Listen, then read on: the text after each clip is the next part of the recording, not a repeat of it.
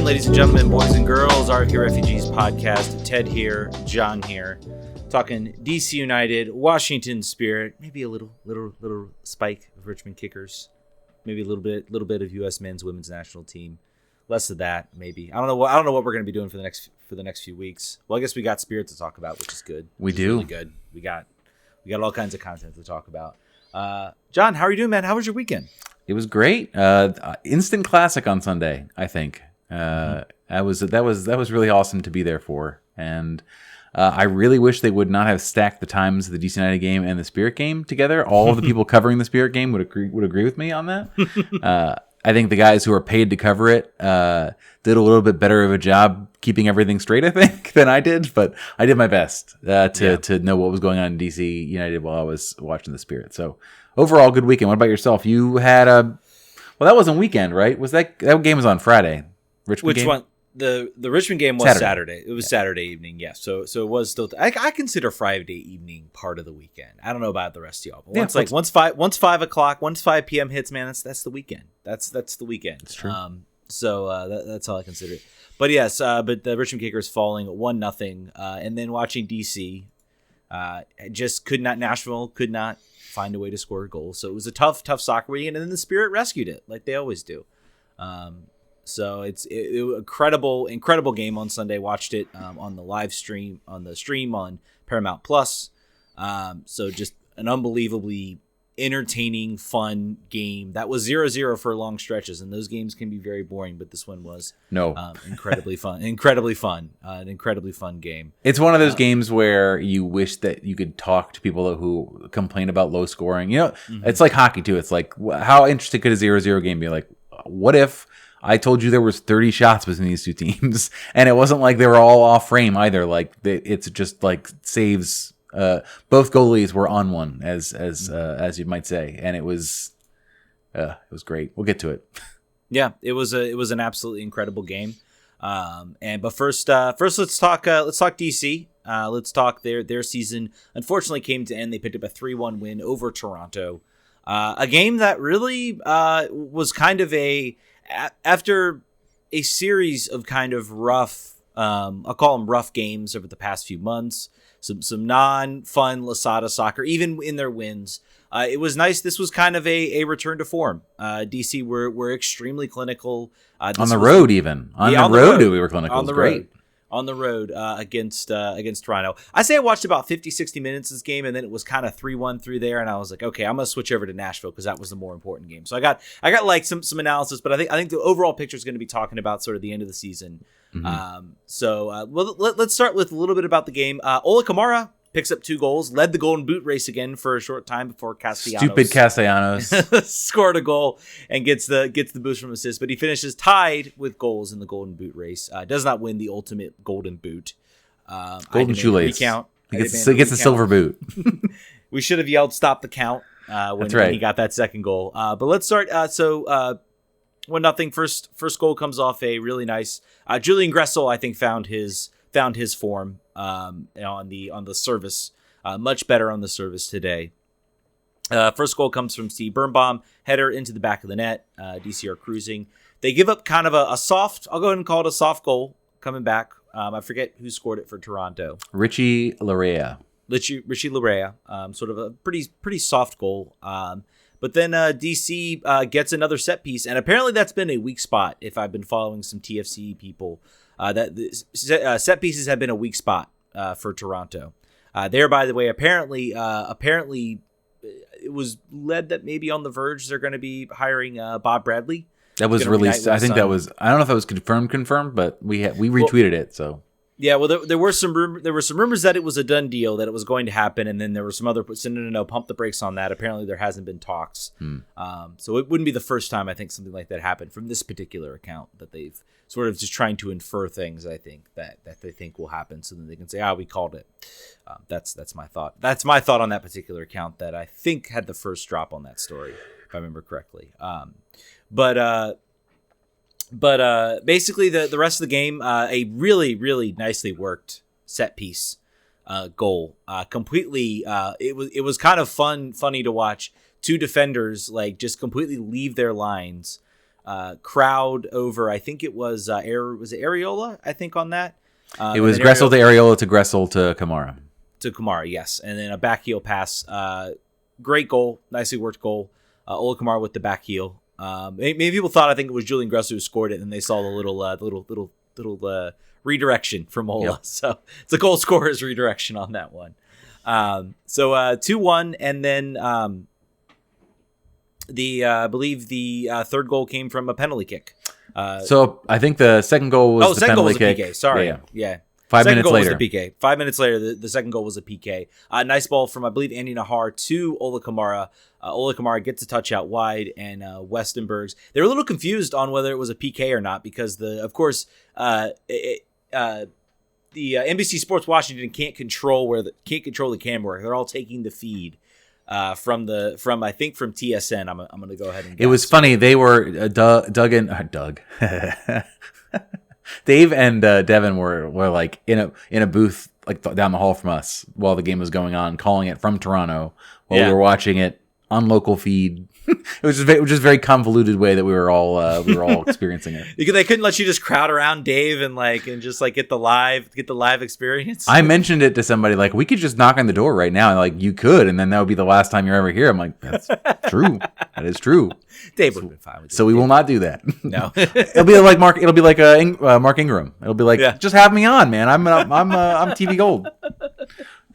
RFK Refugees legend. I'm sure everyone would love to. That would be great. I mean, it would be worth it if you think about it. It'd be worth it. Lose my credential, but think of all those viewers that would have never heard of the show. That maybe. Yeah. All right, let's think about it next year, maybe. But anyway, let's get into the third goal. Happens very nicely worked. Corner kick goal, like we talked about. Sorry, I mixed up the order there, guys. It's been unforgivable, Ted. Unforgivable. I am so sorry. But yeah, so the game ends 3-1. I think most people at that point, I like I said, I didn't watch much of the second half. I switched over. At that point, I kind of knew. I was like, all right, I'm going to kind of like keep track. If there's a goal, I might switch back and, might get a little nervous. But I think for right now, I need to watch Nashville versus Red Bull.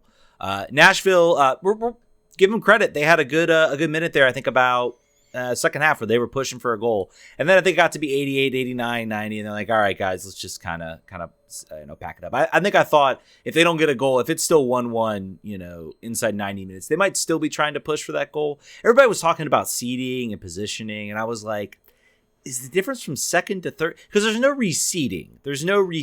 If there was reseeding, I could see the argument. But there's no reseeding in the MLS playoffs, and that's dumb as anything.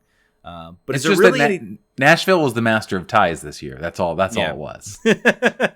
Master of ties, and they make the playoffs. But I really didn't. I didn't particularly understand the reseeding argument. To me, I think they would just want to go and win in front of their home fans. I think you just want to go out. You always want to win your home games. I'm not really sure what the advantage would be right now. I mean, I guess depending on who you want to play, you would get DC. Or you're going to get the Red Bulls, or not the Red Bulls. They finished third. Red Bulls play Philly, and I think Nashville plays, I want to say Orlando or Atlanta. Is it Atlanta? I think it's Orlando in the chat. Orlando in the chat. So I knew it was one of the two. But Orlando in the chat. So I mean, it's I don't know. Maybe that's a little bit of difference. Maybe that's a little bit of a reason to want to play it. But I mean, it doesn't impact. You still basically meet whoever the second place team is in the semifinal. You're not playing the first place team. So, I mean, I would think wanting to avoid third or fourth seems like worth it to me. Once you start to get sort of between second and third, there are a lot of things. MLS, please, for the love of God, do reseeding. You should be doing reseeding. That's my last effort on that one. Well, you got Jaime Moreno in the Soccer Hall of Fame, so maybe this is your next cause to celeb. Maybe this is my next thing. I know I don't think NWSL does reseeding, which again is stupid. USL does reseeding. They do all reseeding throughout their playoffs. It's great. Basically, the Kickers were hoping before the game that Chattanooga would lose to North Texas because not only did it keep alive a potential City Stadium final, however unlikely that would be, if they had won their game, they would have gotten Greenville instead of going to Omaha, which some fans would have definitely traveled down for. So I think that reseeding thing is definitely something that MLS playoffs should consider. Anyway, season's over. Let's talk season. let's wrap it up. Apologies, ran over. John, I've talked enough. You give me some of your raw thoughts about this season. What are your So I didn't get a chance to watch the press conference because, again, press conference was happening during the game, but I was talking to some of the beat writers who were on it. And the themes were the same for Hernan as they usually are. Like, I think the phrase he said in Spanish was that he got water through a rock by how far they got this year. Basically saying, like, I did a lot with very little here. We were able to get further along than we thought we were going to get early on. So, and he also said that he cried when he saw the Nashville results because he thought the team deserved to go through. Did the team deserve to go through? I don't know. Maybe as much or more than the Red Bulls, right? I think once you're at the bottom of the table, the bottom of the people making it in those scraping in, DC has a shout for it. It should have been them. They had a horrible last month and a half, and that's what happens. Overall, there's so much more that we're going to talk about. We're going to do a roster analysis. We're going to look at who needs to stay, who needs to go, what spots need to be improved upon. But we'll leave that to the future here because we've still got Spirit to talk about where they're actually still in the playoffs and got me looking at flights to Louisville in a week and a half. But I think the overall thing that most, we feel this way. I feel like Twitter feels this way. I feel like any fan that I've talked to feels this way is that never has missing the playoffs felt so good. Never have we felt better about a team that didn't make the playoffs than this year. The hurdles that he had to overcome, the team had to overcome from injury, whether those things are exacerbated by anything that the team is doing itself or not, or just bad luck. They're real. The man games lost were real, and the fact that they were in contention with a team that was near the bottom. I think only Cincinnati was below them last year, right? In the Eastern Conference. Yeah, I have to go look at the standings. I think that's what it was. Either way, they were very bad, and they didn't make a whole. They made three signings. They didn't spend a lot of money. So the fact that they got where they got you have to be pleased with that. Expectations are up next year. They're up for everyone. They're up for the team. And where they spend their time and their money here in this offseason. Apparently, we've got scouts already in Brazil right now. And the expectations are up for the players who did not perform up to snuff. There's so many players we could point to. And then also, expectations are up for the coach. So say he gets what he wants, right? Say he gets the roster that he wants. Gets the backing that he's been asking for, then he's got to deliver. And I think of those three things, of those three elements of people who have to improve or do better, I like Hernan to do what he said he would do the most. I think that there are the players that underperformed, I think under the same coach next year with just the hope of a full preseason. I don't have high hopes for Edison Flores. I don't have high hopes for some of the other players that I'm talking about in that way. And I don't have high hopes for the team necessarily spending in exactly the way that Hernan would like to spend, or utilizing his European expertise the way he's been asking them to do over and over again. So we have a long way to go, and silly season, there has to be a lot of action. Whereas last season was a bit dry, I think no matter what happens here, things will happen. There will be lots of ins and outs. It's unavoidable. There are players already that we know aren't coming back. There are players that I know from Loudoun that are getting signed that haven't been announced yet. So there's player movement happening. So it's exciting from that perspective. And then we just have to see how the rest of it goes. There were some, obviously, if you have to tell me, is it disappointing that we did not make the playoffs? I'm going to say yes. It is. Considering where this team was August, July, considering the slew of home games that they had, I understand they were against tough opponents. Considering some of the missed opportunities, people have pointed out that NYCFC game where they had it at 1-1, they pushed up on a corner kick and then they ended up losing it. They pick up a point there, they're in the playoffs. You look at the Orlando game, they don't let Daryl Dike, free. They kept him in a bottle most of the game. Finishes 1-1, they get a point, they're in the playoffs. So there's a lot of there's a lot of, I guess, what ifs about this season and kind of how it could have done. So I mean, I am disappointed. To your credit, though, I am very excited about the future. I don't hold the same negative opinions, I guess, that you do about what this team is going to do this offseason. I think that they have shown that they've brought in Lucy Rushton, they've brought in data scientists, they've made front office hires that seem to indicate to me that they have learned that they need to do more than just sign Wayne Rooney and hopes. And I hope they take the same effort, just because you have this, I mean, really exceptional coach, motivator, a guy. I mean, I don't think people understand the tactical sense that I think Losada has, that I think a lot of people, he maybe doesn't get. He gets credit for, I guess, his style and what he implements. This guy does have a really good tactical sense, and we saw it numerous times out the season. I don't think anybody here would have thought that playing, and maybe it was an off the cuff type team, but playing Andy Nahara as a center back was a stroke of genius that just worked, and it worked very well. And there were other moves he made to kind of bring guys in. I'll be curious to see. There's an argument here, I think, amongst the fans. Is it depth? Is it top level talent? For me, it's top level talent. This team needs more top level talent. If this team goes into the season with this with one designated player spot open, if two designated player spots open, then I am going to be very, very upset. They should have all three designated player spots filled, or there needs to be a guarantee. And if they keep two and they say, well, we're going to sign by in the summer, then you damn well better sign somebody this summer. And I'm not sure how this summer is going to work. Remember, the World Cup is not happening until the winter. How does that impact, who might be available, who might be looking to sell? A lot of questions heading into 2022. I'll be curious to see who maybe drops down to a TAM level player. Maybe Paul Arriola. Maybe that opens up three spots. Who really? It's going to be an interesting offseason for sure. I will say this: my one cynical remark will be, all of those offseason hires, from a financial perspective, don't add up to a Nigel Robertha. I don't imagine all of those hires cost $1 million transfer fee. So the intention is shown, so that they've earned goodwill based on the fact that they are not just saying, we don't need to hire anybody, we're fine.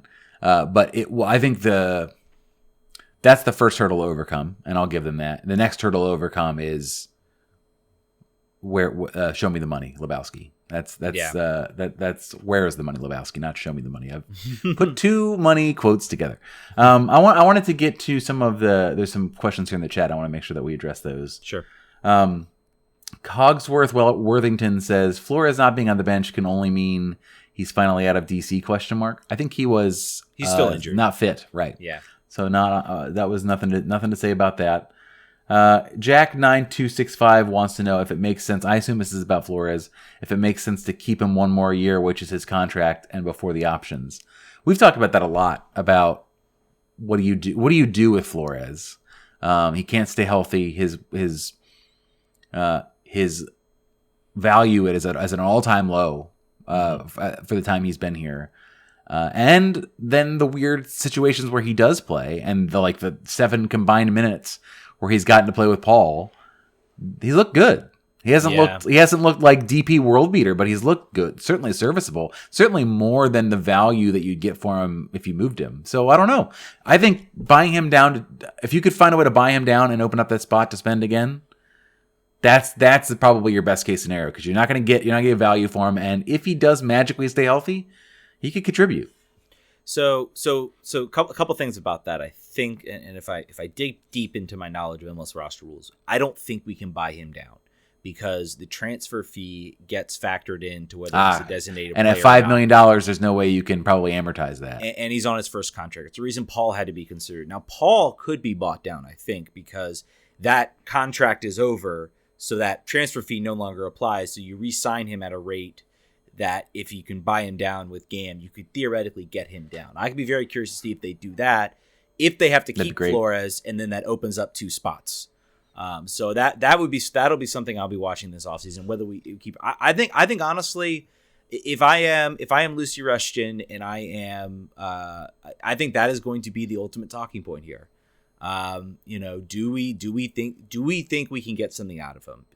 Hernan, Lucy, and I imagine they're all going to meet. Do we think, or should we figure out a way to cut our losses, get a quick sale out of it. We get some of our money back, and we go and look and fund. And the spot's open. There's value either way, right? Like yeah. you could see it going either way. It's a coin flip.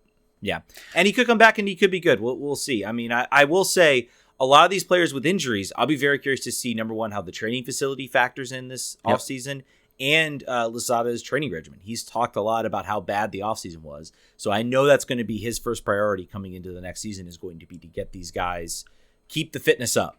He might let them go for the holidays, but as soon as January hits, it's go. So, and then I think they still have an open spot on the training staff. Gabriel, I don't want to get his last name wrong. Gabriel as I don't think he was replaced. So I'm sure they'll make changes to that as well. And I think also there's a good chance that you will not see Coach Interim Chad anymore.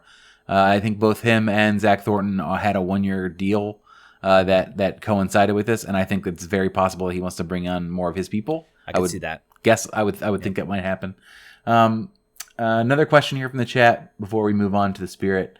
SMC Ultra asks, do we think Andy Nahar will ever get to the point where they don't have to babysit his minutes anymore? That's a good question. For those who don't know, I think everyone probably who's listening knows, is that the reason for that is because Andy Nahar had many lost years due to injuries. He had, I believe, 2 ACL injuries. He came back to the league. He didn't play for a while. This was when he was at Anderlecht.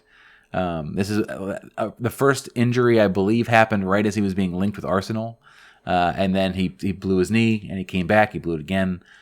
He was not playing for a while. He went over to LAFC for a chance to sort of bounce back. He played 8 or 9 games, didn't factor, played his old position out in the midfield, I believe, and didn't do much. And then came here, got a rebirth from playing a new position, had his minutes closely monitored, had his sort of like miles run basically by the fact that he was in center back, even though it didn't stop him from running up and down the field. But it was better for him than if he was a winger.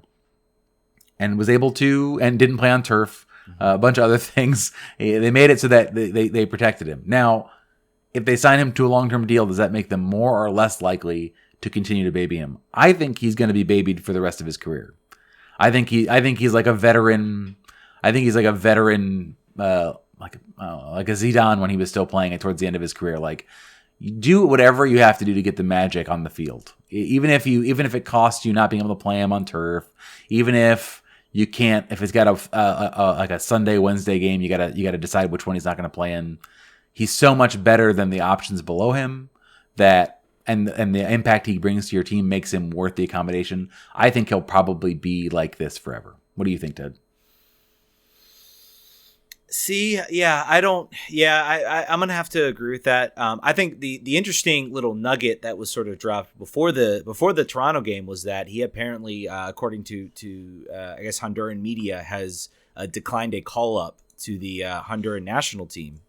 Oh yeah, that was a big thing. And everybody thought he was gonna be injured, and I was like, I'm thinking about this. I am wondering if there was, so Honduras right now. I have to go look.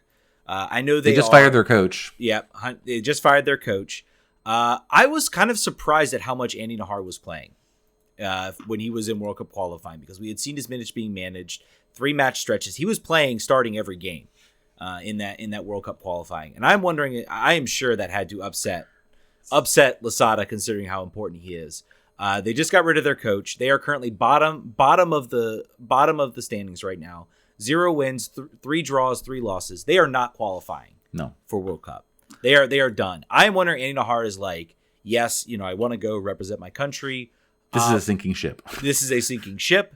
You know what really would be nice? If I took some time off my legs and I can continue to recover. And I'm not sure if Losada maybe forced that move, but maybe very strongly suggested this would be a good idea. Maybe that was the agreement. Maybe that was the agreement between the two coming in. Who knows? My buddy in the press box, Mario Maya, said that, I guess in Spanish language reports, that Andy was saying he was mentally and physically exhausted, in addition to the fact that he was carrying quote unquote an injury. So yeah, I mean, I'm not mad at that. I'm glad he got to play I look forward to him having an off season where he's able to rest a lot of these players.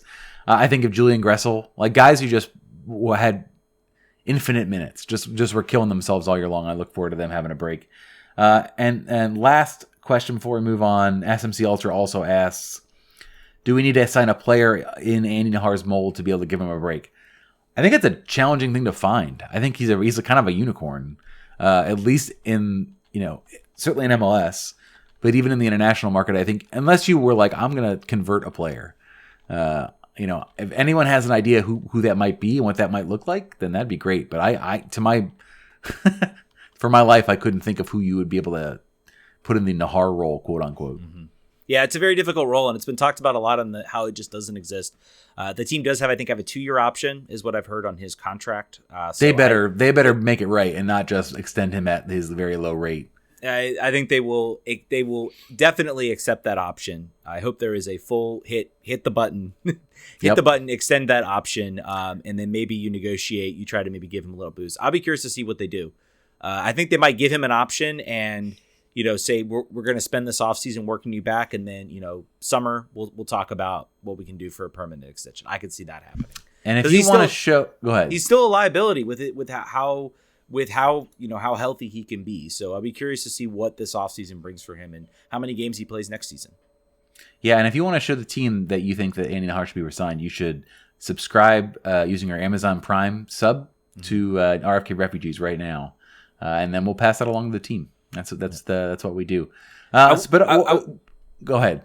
I was going to say I wanted to maybe just kind of quickly run through maybe a couple players and see whether you want them back. Sure. Or not. Let's start with. So this is the very thin version of the roster analysis. Yeah, we'll maybe do some deeper stuff as we get more in towards the off season and we definitely will. Yeah, for sure. But just want some quick hits. Tony Alfaro, bring him back. If you can find someone better, sign him. I want to see some improvement maybe on that on his salary on the veteran minimum. Yeah. Or if there's somebody, or if there's I'm not sure. I think Jacob Green plays out in the wing, out wide, doesn't he? And not a center back. Yeah, not a center back. I was curious if we had like another center back we could maybe bring in. I think if you have a guy in Loudon that you think maybe can fill that role, or you think, I'd say maybe give him a run. Or I think Tony had some good moments, but I think towards the end of the season he kind of got a little bit worse. So, and I'd like to see some improvement there in the depth wise. I hesitate to bring up this name, but Drew Skundrich. I think Hernan's not going to let him go. Hernan loves him. He is for sure staying. I want to see him. I want to see him back. I don't think he will. I hope he's not maybe playing in that role, the same sort of wing type role that we saw that just didn't suit him. I would like to see him as I think he is a good guy off the bench. If we are relying on him to start games, then things have gone horribly wrong, which they did a lot of the time. I got two more up the top of my head. So we'll start with Felipe Martins. He's on a very large contract, and that if there's something there where he can be restructured, considering his role in the team, I think he's a great keep, because there are times he's come on the field, and particularly in the last sort of like when the team was sliding, and he was coming in, he was one of the brighter spots on the field. So I think the only reason you might not keep him is because he might be an impediment to Moses getting on the field. Yeah, and if that's your reasoning, and you're going to play Moses as that third rotational defensive midfielder, then that's fine. But if you're not, if it's still going to be sort of up in the air, I would keep him. But everybody in the chat is talking about how we forgot about DeShields. We did not. I would say we did not. We did not. I think DeShields. Had he been playing for Loudon at all? I don't think I'd really seen him for Loudon. Everybody that the team drafted and sent down there will be gone by the end of the year. Kyrie Shelton. Is that get the name right? No. Shoot. he scored a goal in preseason. Yeah. Oh my goodness. He plays wing. This is how bad it was. I'm pretty sure it's. Somebody's gonna hit us in the chat here. Hopefully. Yeah. Hopefully. Kamarni Smith. Thank you. Kamarni Smith. I knew it started with a K. There we go. Yeah. I don't know why I said Kyrie Shelton. I don't know what I was thinking. And he'll be gone. He'll be gone too. Yeah. Yeah. It's the draft, man. Don't worry about the draft. I would be fully okay with DC United just dumping the rest of their draft picks for Gam. Give them to Austin. Give them to Charlotte or something. Give them to there. Yes, but Kamarni Smith, man, just so many players we talked about at the game. Oh, maybe Marty Smith will be like a good option, and then it was very clear in the first game. Nope, that's not the case. That is every season, man. That is our life. If you could do a sizzle reel on guys who turned out to be nothing that we were hyping. Anyway, was there anybody else on that list that you wanted to go through? There was one more player, Adrian Perez. Tough one. Adrian Perez. It is a tough because he didn't score any goals, but he provided a spark before he got hurt, and he was dangerous in a lot of ways. Of those players that I think that you could probably, I'd get rid of him. Believe it or not, I'd keep Alfaro and get rid of him for the reason that Alfaro is fifth down the chart, probably maybe sixth as a center back, and I think Perez got too much run for a guy who could not score in that position. And I think that I would rather see him spend some money in the left wing position than the fifth center back. So I would probably let him go. Yeah, I think I think I'm putting him in the same role as Alfaro. I would say if you can't find anybody better, sure, he's cheap. He brings you something. But I think if you can figure you can get an upgrade, you take it. Both Alfaro and Perez are. There we go. Sorry. Oops, sorry. My internet connection appears to be doing what it's usually. You're good now. Yep, I'm good now. Except my video is now frozen. Let me just refresh that real quick. Nope, that's not going to work. I'm just going to... It's just going to be me, guys. Hello, everybody. All right, there we go. We might be back. So Adrian Perez, I think you find somebody better. You get him. If you're not, then you just kind of move on. So SMC Ultra is asking about Giovanni Bolivar. I think both him and Luis Paz are on loans. Yeah. Options to buy. Bolivar played well. Paz played well. But it appears based on Instagram that he's done and gone and going back to his team. Mm-hmm. It'd be great to keep him. I think it's always good to have somebody down there that in positions where you're thin up top or you're thin on the roster, and forward is quite obviously that. I'd keep him if you could keep him in Loudoun. I think that's another. I think with a lot of these guys, I think it's going to come down to. Does Losada want him? Is Losada going to use him? If not, thanks, Giovanni. Thank you for your service. We're going to send you back. If he does think, hey, I think there's something here. I think he is a guy you can maybe look at. Slotting in to Adrian Perez's spot. He's a guy maybe you could look at doing that. I think the only other guy maybe I had on the list was Nigel Roberto. I think he's an absolute keep. Yeah. I am very excited. I am looking out for him potentially being a guy that you bring back. He's on a loan this year, right? Too, I believe. So they bought him. They bought him. That's right. They got him That's outright. Right. They do always do loans and then they switch it up. I know this was the weird case where they actually did what they're supposed to do. Yeah. But he was really good. He grew throughout the season and really turned into a very dangerous player. I am very high on him next season. Much more higher than Eric Sorga. We know Sorga's gone. He's gone. He's going to kill it down there in Venlo. Yeah. Jack9265 says, what about Cudi Pietro? I would bet you, I would put a mortgage on the house. You're going to hear that he was signed to a contract here. He was excellent. What was it? I was reading Loudoun United's expected goals versus expected goals given up. And it was completely flip-flopped from what they actually were or something like that. Yeah, they're top 10 in some of their statistics. And just did not go. I don't know what that is. I have no clue what that is. That is that has got to be the strangest thing ever. Anyway, that's the wrap up on the DC United season. Or what? We'll return. We'll return in a much more comprehensive way. Probably what I would expect we'll do is we'll take a part of the field. And go through each of the players to that part of the field on that episode, and then sort of give you some stats breakdowns and decide what we're going to do. Keep or get rid of. Real quick, who's your player of the year? My player of the year is probably Ola Kamara. I'm giving it to Julian Gressel. That's about my number 2. Yep.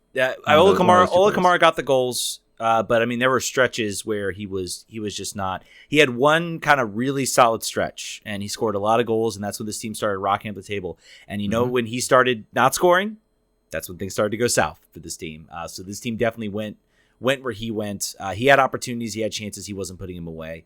Gressel was just very consistent. He faded a little bit towards the end, but he still had at least one good service. Even in that game against New York Red Bulls where he was bad, he gets the first pass that sets up the goal from Kevin Paredes. And we even talk about Kevin Paredes, another player. I think this was a year we saw Donovan Pines, we saw Kevin Paredes, Griffin Yao to a lesser extent, I think.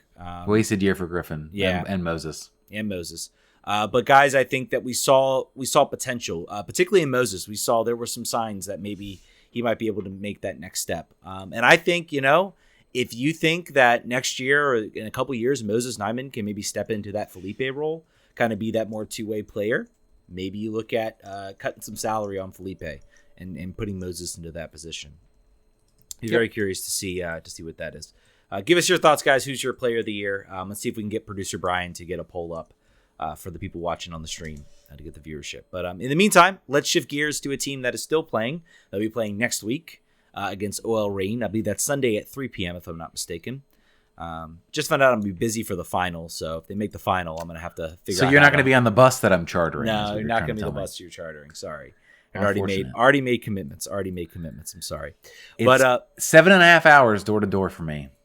7.5 hours and $220 for a plane ticket. So if I value my time, I fly. Yeah. If I value my money, I still fly because gas is expensive now. So it's probably still the move.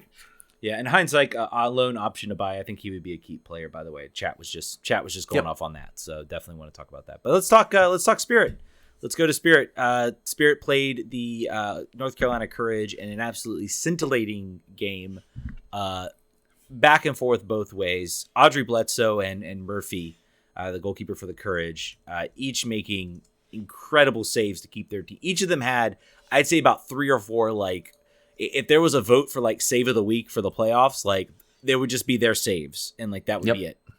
That would be all you would need. It would be literally it would be Bledsoe 1 save, Bledsoe 2 save, and everything like that. John, you were at the game, man. Give us some of your thoughts. What was it like in the stands? What was it like? Oh, it was wild. I think there was about 7,000 fans in attendance, which is not what they would have hoped overall, but I think it was obviously the loudest and biggest attendance of the year. I think probably. It was really wild. I feel like there were times where both teams were in ascendancy. The whole game sort of flipped back and forth. Like you alluded to, the goalkeepers were really the stars of the show. I'm going to read some stats real quick just to get you an idea about that. Mm-hmm. Holy crap! Spirit had 33 shots.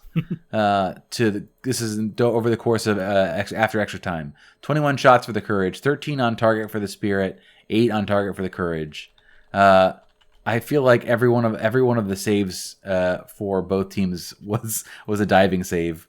Just over and over again. Casey Murphy, Aubrey Bledsoe did great, but I think Casey Murphy was the one who made a lot more of the unbelievable saves throughout the whole night.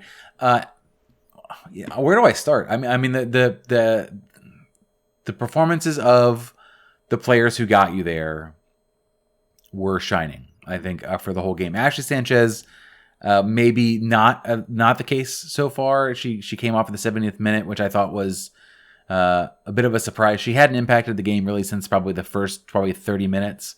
So I don't know if it's tired legs, but basically Ashley Hatch, Andy Sullivan, and Trinity Rodman were bossing the game the whole time. Andy Sullivan was all over the field. I think the statistic, somebody posted it. I don't want to say it was 100 passes. Let's see. 120 passes, 120 minutes played, only misplayed 6 passes the whole time.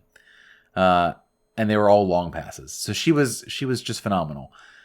The subs that came on, so sort of all different times. The 70th, Tara McEwen and Julia Rotter came on in the 70th, and Tori Huster came on in the 98th. And all 3 of those players for the time that they were on the field were amazing. Tara McEwen was probably she's only given a 6-7. I think that's garbage. She was a pivotal player. She was going at players. North Carolina's backline who were getting tired. She was exactly what they needed to come on.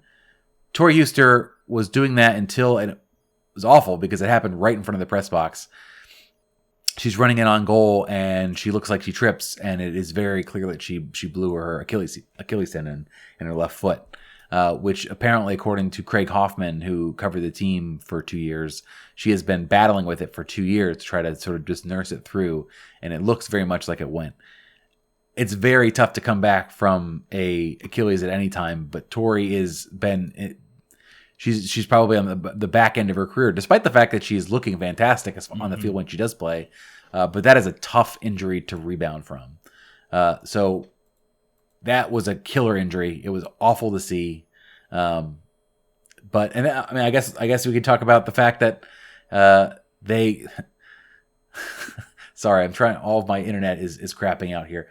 Just trying to get the timeline for the goal. It wasn't until minute one. It was like 1:17. I just wanted to go over like some of the expected goals. By the way, were 2.49 ended through the whole 120 minutes for the Spirit. 1.21 for the Courage. The overtime period is where the Spirit just absolutely dominated. They were just it was. I think this is where having young players, having a youthful team was very. I think Dabinia, Lynn Williams, some of those other players were definitely starting to feel the. To feel the fatigue, I think, in that game and the Spirit. And like you said, Chris Ward pulled the right strings on subs. I think I would say North Carolina, first half, it was a lot more, I would say North Carolina had the better of the chances for most of that first half. Then the Spirit started to pick up. It started to kind of go that way. It was kind of back and forth, I think, in the second half. And then by the time the extra time period hit, it was all Spirit, 100%. Lynn Williams missed like 3 shots that should have been goals. Yeah. Like inside the 6, she missed the goal, and she's not one to miss shots that often, but she was extremely inaccurate. Thankfully for the Spirit's sake. But yeah, Ashley Hatch corrals a rebound that drops. I believe it was Trinity Rodman put the first shot on. Took the shot. Murphy makes her first mistake of the game, drops the ball, doesn't corral it, and Ashley, as she has done all season, is a shark in the box, found the ball and put it in, and the place exploded. It was bananas. 113th minute, and then there was a little bit. Honestly, after that, the Courage there was no fight back. They knew that they were cooked. It wasn't like the Spirit was really under threat for the rest of the game. Mm-hmm. Wasn't the case. They were well and truly cooked. So, just an amazing performance. I feel like Team of Destiny is a thing often thrown around. I think the Courage were a team that you really wanted to knock out of this playoffs because they were peaking right like they always do towards the end of the season into the playoffs. Normally they run away with it coast to coast basically, but this season it was more about right coming into the end of the season they were really starting to gel again. They had the same issues with a coach that got fired at the middle of the end of the year for being a horrible person. So they had a similar problem. How do you put things together here at the end? The Spirit were able to do it. Chris Ward didn't lose any games, and now I feel like they got to believe in themselves to take it. They take it the rest of the way. They have beat OL Reign in Tacoma already this season. Yeah. I don't think they're afraid of them. I don't think they're concerned about how that might go. So, the Red Stars still being in there is a bit of a problem because they have been a bogey team. If the final is the Red Stars and the Spirit, expect it to be extremely ugly and not a visually enjoyable game. So, if you're a neutral or if you're thinking about flying out, just keep that in mind. That's something I've seen them enough times this year to know that whatever happens, it won't be pleasurable. It's one game in a final, and it's a neutral venue as well. So I don't know. I feel like the Spirit are kind of the team of destiny right now. That's kind of what I'm feeling like. And who knows? Maybe Chicago will end it, and then suddenly it's a wide open field. Things can happen in the playoffs, man. The playoffs are crazy. That's why also, I mean, the OL Reign could come in and absolutely beat the Spirit. Don't discount that because yes. I've watched enough sports to know that yes, a team beating you heavily in the regular season means nothing once you get to the playoffs. It's a very different animal. And this was a team people talked about the Courage in this game. They had not had a good season. They had very much. This team was the Courage were the dominant team in NWSL for a while. They had all the talent, everything.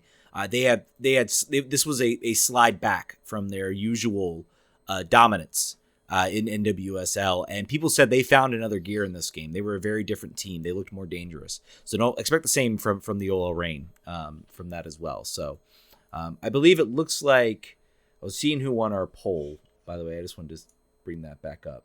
Not sure if I saw who won the poll on who won the Player of the Year poll. I saw it pop up, but I didn't see anything. But anyway, to get back to the game, just absolutely high quality soccer. Trinity Rodman, I thought there was a GIF posted where she loses the ball, and most attacking players would just kind of throw their arms up, kind of jog back to the center of the field. There we go. I need to show new messages. She would kind of stroll back the field, but she basically hustles back, wins the ball, prevents it a counterattack, and that's the type of effort you don't see a lot with attacking players. So that was incredibly cool to see from Trinity Rodman. Yeah, she was motor all night long, and she was battling blisters. She was battling the back spasm that she's had all season basically. That's another player who's looking forward to the off season. Yeah, I think that's unavoidable. I haven't even told Ted this yet. I think we're gonna have an unnamed Spirit player for interview on Wednesday to talk about this game and to preview the weekend. So keep your eyes peeled for that. We'll have more on that when we know it. But yeah, this is a team that is really cooking right now, really believes in themselves. Will now have another additional motivator in playing for their leader and longtime, stalwart Tori Huster, who will be out for, I'm sure, the rest of, I don't know, however long. So this is something that I think they can do it. I really do. I feel good about it. I was talking to Gretchen Ham before the game, and we were talking. She was asking me how I felt about it. And the DC United was still going on. I was like, I feel a lot better about the Spirit than I do about DC United's chances to have everything go their way. And I feel if they win tonight, they're going to go. So we'll see. We'll have information. We'll have an episode up later this week, and we could do a little bit deeper dive on the OL Reign game that's coming up. But just a great game to have gotten to see live. If you managed to not have seen it yet, like I said, as 0-0 games go, you're not going to find one. You'll struggle to find one more riveting. So check it out. And by the way, if you're not currently subscribed to Paramount Plus and you have T-Mobile, they are doing a free year on T-Mobile Tuesday. You get a free year of Paramount Plus. So if you have the service, definitely consider signing up. You get Champions League, obviously, and you get NWSL. So it's definitely worth signing up for. So you get to watch the Spirit through the rest of the playoffs. I'm not sure if the game is the semifinals. Is it on CBS Sports Network, or is it still on Paramount Plus? Don't know. I would bet that it's not on streaming. I would bet that that's part of their agreement to put them on the big channels. Yeah, it'd be interesting. But yeah, definitely go grab that. You get it, and you get it all through next year too. So you get to watch the Spirit and support them, because I think there are some people that I think maybe they say, oh, that's cool. CBS Sports Network, by the way, for the OL Reign Washington Spirit game. There you go. So a channel that not a lot of people have. Yeah, I had to upgrade my package to get that channel. I think it's important for people to come out. I think there were some DC people that were out there, but I think there is kind of an overlooked fan base, and I think this was a game that I think was a instant NWSL playoff classic. I don't know how many games. I don't know the history of the NWSL playoffs. I think probably the final. I know the final between the Spirit and the Western New York Flash, I'm sure, would be considered a classic, not in a good way. But this was a good game to watch, and a incredibly fun game to watch, and it ends well. So the euphoria is definitely there, unlike some other instances. So the Women's Super League is also going to be on Paramount Plus too. They got that as a pickup, so definitely check another that out. Reason to buy it. Oh, one more thing, and I know we're shifting back, but I wanted to get your thoughts. I was going to bring this up when we were talking about the offseason. The schedule format for MLS was announced. The new schedule format, they will play, I think, each team in the conference home and away, and then there'll be 8 games against the road. There will actually only be 5 Wednesday games. They've set that limit. I'm sure when Lasada heard that, I'm sure he was like, thank goodness. It was absolutely crazy to watch that play. But did want to get some quick thoughts on that before we close out. Do you have any? As a season ticket holder next year, I'm very excited there'll be less Wednesday games. I think that as a podcast, I'm happy about that because that's very, very difficult to do a weekly podcast and then have to talk about 2 games and try to remember back to a game that happened almost a week ago. So I'm very happy for that. Might as well not have even happened. And then also struggle to get a podcast out before the next game starts. So definitely. So from a podcaster's perspective, great. Yeah. Wonderful. Fantastic. From a balance perspective, I want them to, you know what I want them to do? Everybody's complaining about how the supporter shield doesn't matter. Take the supporter shield, split it up, give it, do just the Eastern and Western Conference and give out your award for that. That's balanced. There you go. Done. Fix that. But yeah, it should be a fun season. The season will, I think, run from February. Earliest start forever for an MLS season, and will run all the way to mid-October to prepare for. Did you say February? Yeah, February 26th. Oh, great. Gotta get a warm jacket. Yep, and it'll end. I believe the MLS Cup will be beginning of November, which I think like November 7th, sometime around there, basically to allow enough time for the World Cup. Going to be a weird year because usually, where World Cup years were like in the middle. I think this allowed them to kind of stretch out the schedule a little bit because there's not going to be the month FIFA window they have to figure out how to get around. So they're taking advantage of that, I think, to end the season a little bit early. But Decision Bay will be a month earlier than it is now. Kind of what it actually usually was. I think it was usually around beginning of October, around this time. I hope they keep it. I think they're also going to have to figure out, I don't know what we're going to get when we have the Leagues Cup. I don't know how early of a start we're going to have, how they're going to work around that. We'd really love it if MLS could figure out how to get around FIFA windows and not have to play during them, because it does kind of lead to some questions leading up to the season, but fun. I know I had a kind of quick transition to that because we definitely did want to get some thoughts on the MLS schedule. I think that is going to do it for this show, though.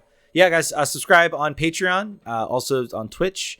Get that free Prime sub in there, and we will catch you guys next week. We'll catch you later this week later when this we have week, an interview right. with. I don't blame you on that one. I didn't tell you before the show. Yeah, you did. Surprise. You did. Blame John. Everybody blame John. Surprise. All right, guys. We'll catch you guys on Thursday. Vamos.